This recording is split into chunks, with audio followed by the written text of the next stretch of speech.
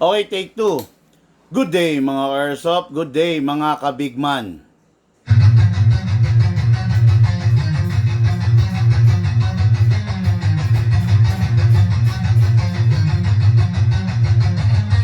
Magsatabi sa daan, huwag kang babangga.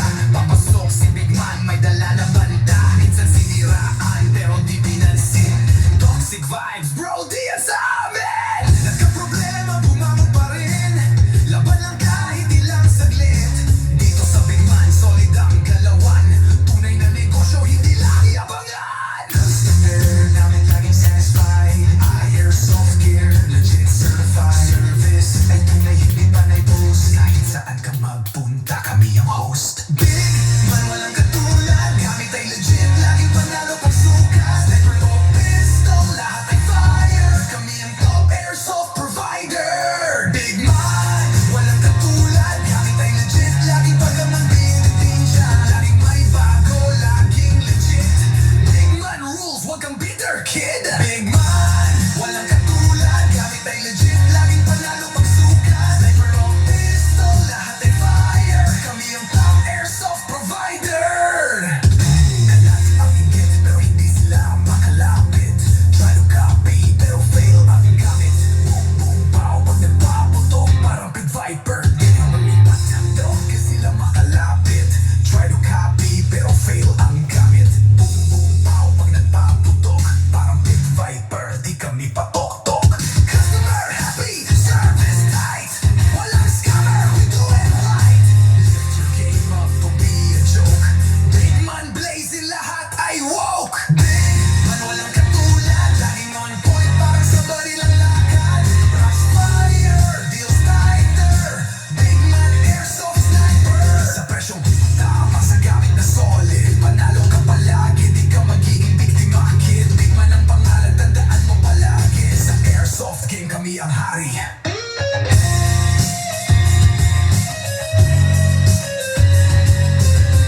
Big Man, di mo kayang tapatan. Walang gaya-gaya, panalo palagi. Kaya sa Big Man, siguradong real ka bossing.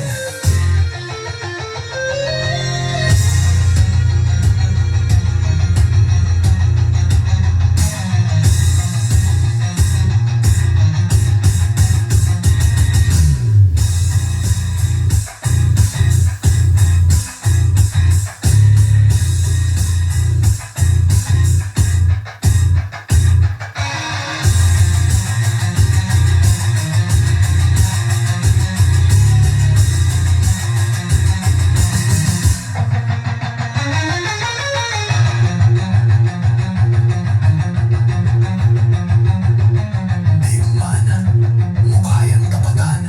Walang gaya-gaya, panalo palagi. Kaya sa Big Man, siguradong real ka, bossing.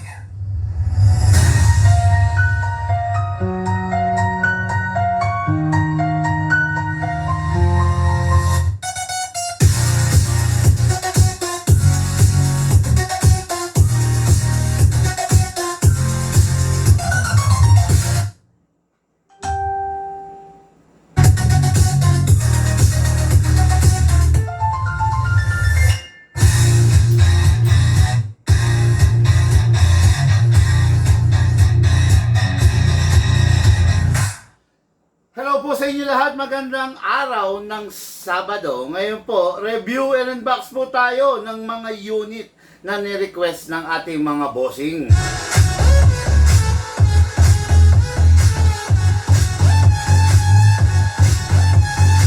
Okay, unit number 1, unit ng ating ka-airsoft, Joel Tagarda of Misamis Oriental. Ay, hindi. Ito. Sa Buguak, Santa Cruz. Okay? Tagoloan, Misamis Oriental, Mindanao.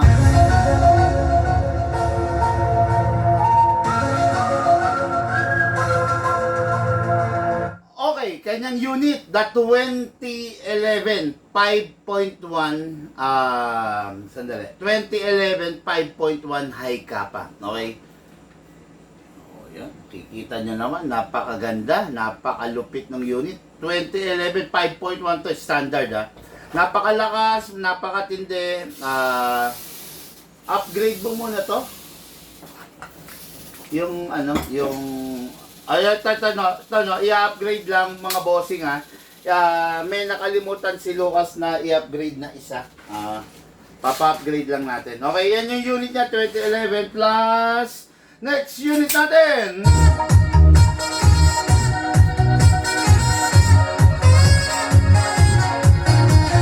Okay, next unit natin, Philbin Makilan o Gamao Subdivision, Barangay San Francisco, Panabo City, Davao. Hello, bossing!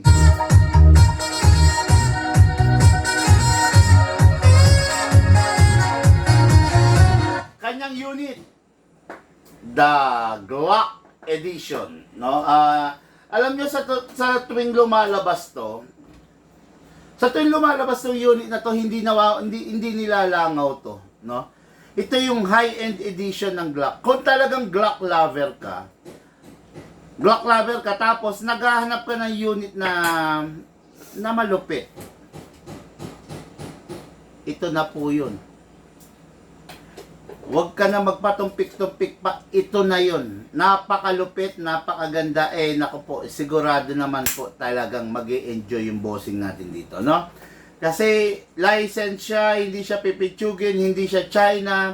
Yung laman loob niya, full steel CNC, 12 kg, 14 kg, CO2 compatible. Ito na, ang pinakamalupit.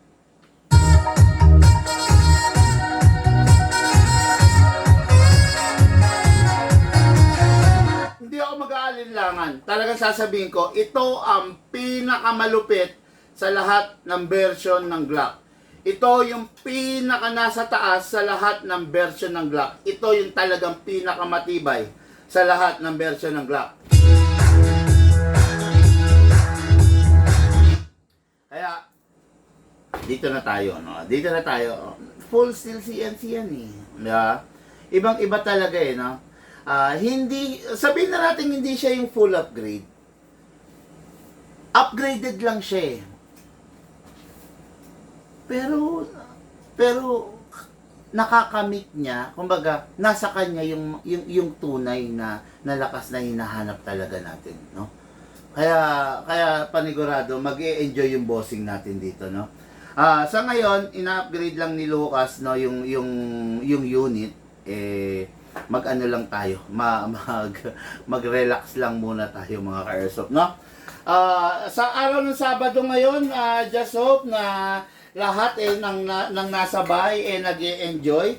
I just hope na araw ng Sabado lahat ng nasa bahay naalis mo, hindi? Grabe. Kanina pa, sana sinabi mo na sa akin ako niya. Sana lahat nag-e-enjoy, sana lahat kasama ang pamilya at nagsasaya. Yung maliit.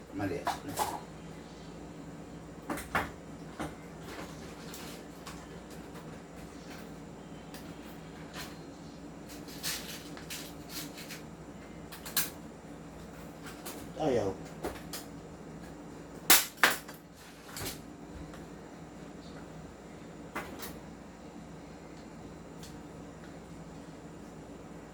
Masyado yata malaki to. Yung isa nga. Dali lang mga Arso pa. Nakalimutang i-upgrade to kanina. So, ihahabol natin.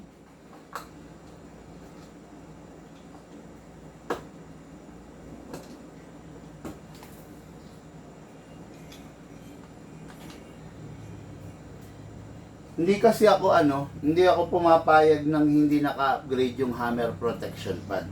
Kasi itong hammer protection pad, alam nyo ba na isa sa pinaka-delikado to?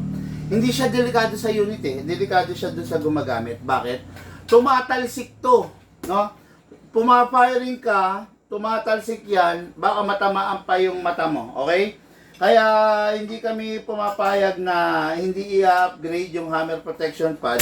Mas gusto ko at saka mas komportable ako nang ilalagay yung upgraded version, no?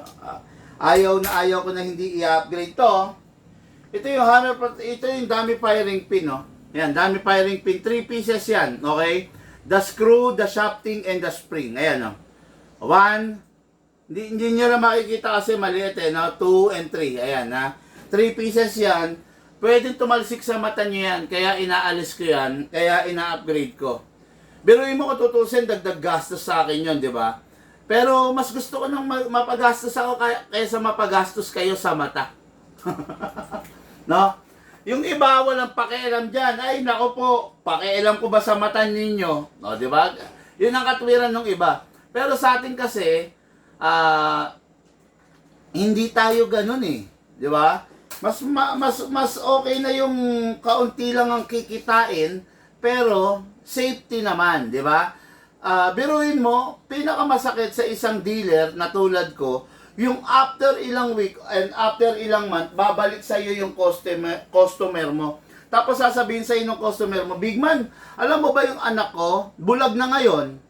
'Di ba? Pinakaayaw ko mangyayari yun. Alam mo ba yung anak ko, Big Man, bulag na ngayon? O bakit, sir? Kasi nung nagpa-firing siya, tumalsik sa kanya yung dummy firing pin. Para sa akin, hindi ako magiging successful na seller pag ganun. Hindi ko mararamdaman yung saya kung sa kabila nung item na binenta ko ay naging tulay para makabulag ng isang tao. Yan, ha? Kaya hindi pwede yun. Okay? Unit natin, Carsoft, Sir Joel Tagarda. The 2011 5.1 high kappa. Bossing, ito po yung unit mo. Napakaganda.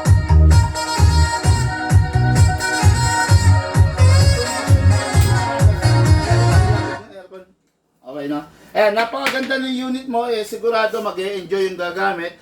Sigurado sasaya yung gagamit. Okay? Okay. Ngayon, dire-diretso na po tayo. O baka meron gusto magpa-shoutout, magpa-shoutout na po para po makapagsimula na tayo, no? Meron dyan. Ito mo. Okay, so, shoutouts kay Sir Joel Tagarda. Okay, yung unit niya is the 2011 high kappa. Ganda, di ba? 5.1. Hindi siya yung mga high-end version. Kung titignan nyo, hindi siya yung mga parang T-Rex or yung mga high-end na 2011 like Staccato, like STI, hindi siya ganun. Pero masasabi natin na pwede na para dun sa budget ng ating bossing. Okay? Itong unit na to, upgraded. Hindi po siya full upgraded. Okay? Para lang sa kaalaman ninyo, hindi pa siya full upgraded. Upgraded lang po siya. Pwede na. Naka-fine tuning, naka-trigger job, naka-enhance into big bore nozzle, naka-hammer protection pad. Yun ang upgrade niya. Okay? Apat na pinakamalulupit na karga na inilalagay natin sa unit, nakakarga na ngayon dito. Okay? Ngayon, kuha tayo ng silicone oil. Ito napaka-importante nito, bossing. Bossing Joel, susundin mo lang po lahat ng sasabihin ko. Hindi ka magkakaroon ng malaking problema rin sa unit mo. No? Although magkakaroon ka rin naman, minor lang. Pero hindi yung mga severe na problem. Okay? Itong unit na to, ang pinag-uusapan natin, 320 to 340 FPS sa stock. Tignan natin kung ilang FPS siya ngayon. Magazine nito, magazine. Okay, magazine. Okay, number 1, syempre, lagyan natin ng silicone oil, press the valve. Then, dito rin sa ilalim. Okay? Ayan. Up and down, lalagyan ng silicone oil. Then, kunin yung unit ka sa ilock manually. Isprayan natin sa slide stopper. Isprayan natin sa nozzle. Okay, ayos na yan. Tapos, hatakin. Wag mong hatakin to pababa, bossing, kasi mapupudpod. Hatakin, pull back, then release. Then rest. Okay, naka-hammer protection pad na po to, ha? Ngayon, kunin natin yung unit, syempre, then gagamit tayo ng green gas. 12 kg only. Titignan nyo yung green gas nyo, 12 kg. Hindi to pwede ng 14, hindi rin pwede ng CO2. Upside down, then press down. 1, 2 seconds. Okay. Big Man, bakit 2 seconds lang? 2 seconds lang po ang nilalagay natin kasi yung unit upgraded. Pag hindi upgraded yung unit, 5 seconds, 7 seconds. Atakin pababa, place your right thumb here. Dito po ilalagay yung bala, pump lang po. Gamit tayo ng 0.20 grams. Okay, mga ilan lang kasi chrono lang naman. Tapos, gagamit tayo ng 0.30 grams kasi yun na yung pagpa-firing natin. Okay? Tatandaan ninyo, during the chrono stage, ang gagamitin nyo is 20 grams lang. Huwag kayong gagamit ng ibang grams kasi hindi nyo makukuha yung eksaktong standard, no, na lakas ng unit. Okay? Pasok! Kasa. Ready to fire. Okay? Firing! Chrono test. 393 FPS. 399. 399 FPS. 399.9. 399.9. 401. 401 FPS.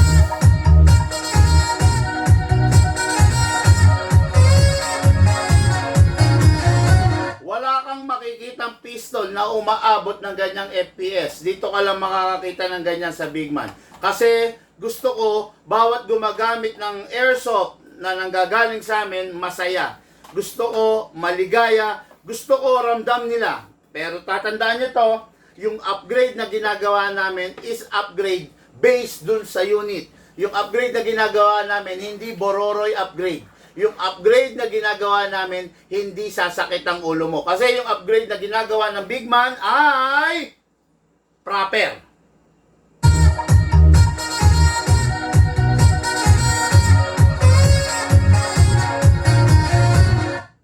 2011, unit ni Sir Joel. Firing!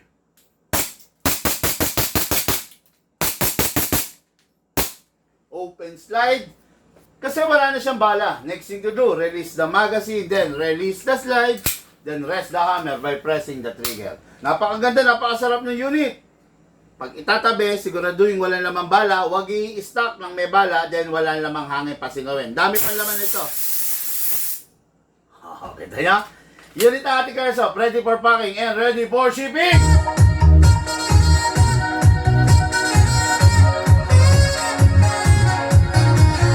Okay, next unit. Unit na ating Airsoft, Fiel Bin Makilan of San Francisco, Panabo City, Davao del Norte. Yung unit niya. Okay, ito yung sinasabi natin. Ito yung legal na version. Ito yung may license. Ito yung full steel CNC, hindi ito recycled alloy. Okay? Itong unit na to, pwede siya sa number 12, pwede siya sa number 14, at saka pwede siya sa CO2. Ganon katibay ito. Tatandaan ninyo, yung unit na ganito, na Glock na China, hindi nyo pwedeng gamitan ng 14 kg, hindi nyo rin pwedeng gamitan ng CO2. Okay? Yung unit na ganito ng China, gawang Lunes, sirang Martes. Ibig sabihin, sirain. Yung unit na ganito ng China, hindi worth it i-upgrade kasi masisira lang rin siya. Okay? Pero itong unit na to, lahat na nakakarga na rito. This is a fully licensed. Walang sinabi dito yung unit na WE. Okay? Yung unit na WE, pupulbusin nito. This is a Glock SRC Umarex collaboration. This unit ang pinaka high-end sa lahat ng Glock unit. Glock 17 Gen 5. Unit natin Airsoft, Fielbin. Ngayon po, syempre, ang Glock, normal na kailangan nilalagyan mo ng oil sa ibabaw. Kasi pag hindi mo nilalagyan, ganito mangyayari dyan. Ayan.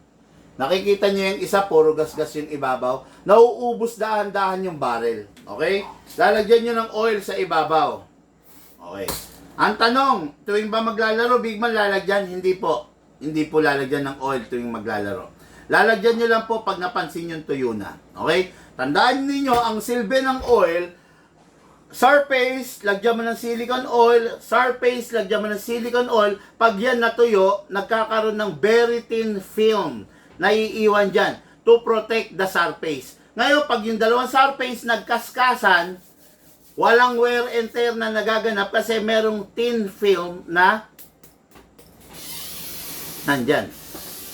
Yung thin film na yon will fill in the gap between two surface.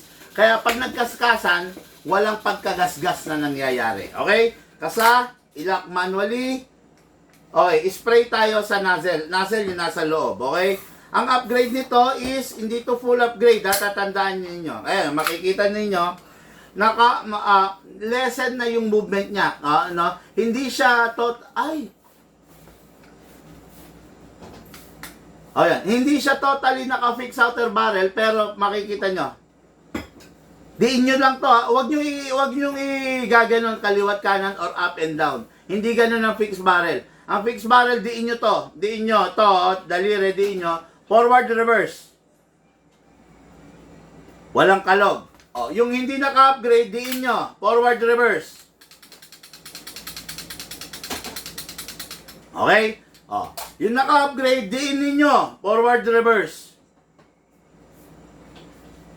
Wala. Okay? Yan ang sinasabi ko, ha?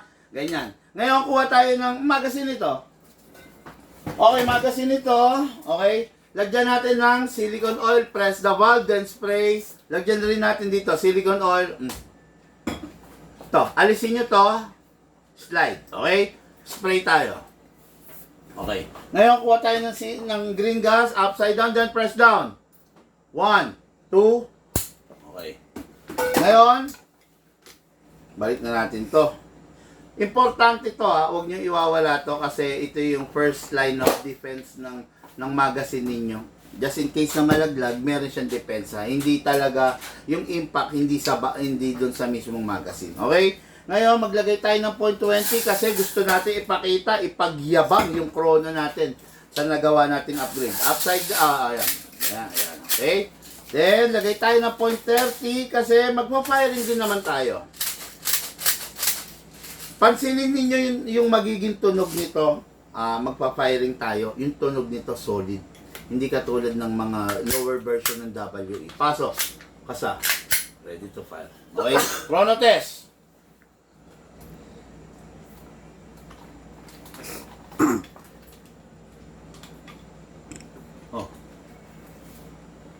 Okay, upgraded version of the Glock Umarex SRC Umarex collaboration. High-end version ng Glock, hindi pipitsugin, hindi China, hindi WE. Firing! Dali. Wala? Ba't wala? Hindi. Wala eh. Wala? Ba't walang chrono? Nama? Hindi. Lagyan kong green gas. Walang chrono mga ka-herso. Pagpasensyaan nyo na.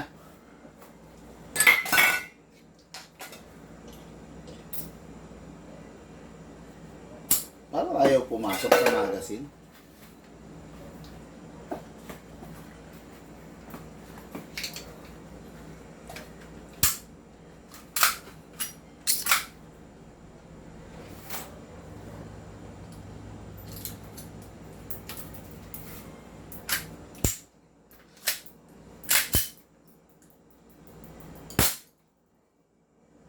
Wala, ayaw. Ayaw talaga. Wala lumalabas eh. 000. Lagyan mo to ng ano. Subukan mo i-check yung battery. Mamaya po, chrono natin. Naiinis ako. Ayaw gumana ng chrono ko. Firing muna tayo. Firing! Grabe. Putok at putok pa lang. Solid na talaga. Napakasarap nitong unit nito. Firing! Open slide. Okay, nagpapatok tayo. Lagay pa tayo ng another rounds. Ang sarap niya, no? Solid na solid talaga pag ang unit upgraded kasi hindi mo maririnig yung tunog ng lata. Ngayon, pag halimbawa tapos na kayo maglaro, magpa-firing ulit kayo, naka-open slide, pasok nyo lang. Then, hindi nyo na kailangan ikasa ulit. Release nyo lang to. Firing!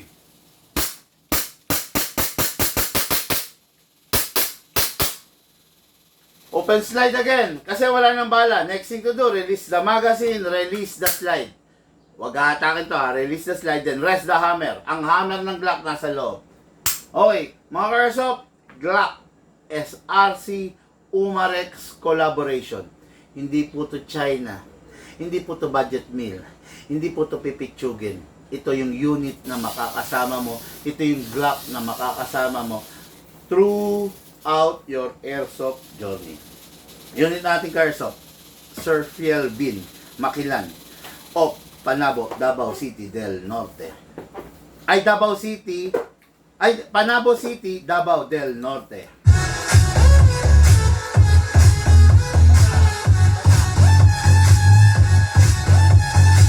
Okay mga airsoft, no, yung unit, para lagi mo kang bago, para lagi mo kang maganda, make sure, siguraduhin natin na pinupunasan. White Dose Excess Oil para hindi siya yung magfe-fade or mangungutim or maninilaw, no? Tapos yung unit, katulad dito nag-firing tayo, 'di ba? Nag-firing tayo. So nilagyan lang natin 2 seconds, nakadalawang full rounds tayo, tapos dami pang laman. Kita nyo? Ganun kalupit yung unit natin. Unit natin ka-airsoft, ready for packing and ready for shipping.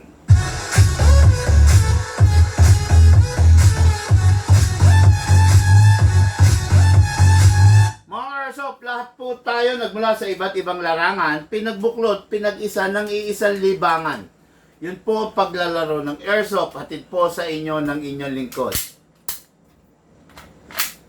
Big Man. Thank you po.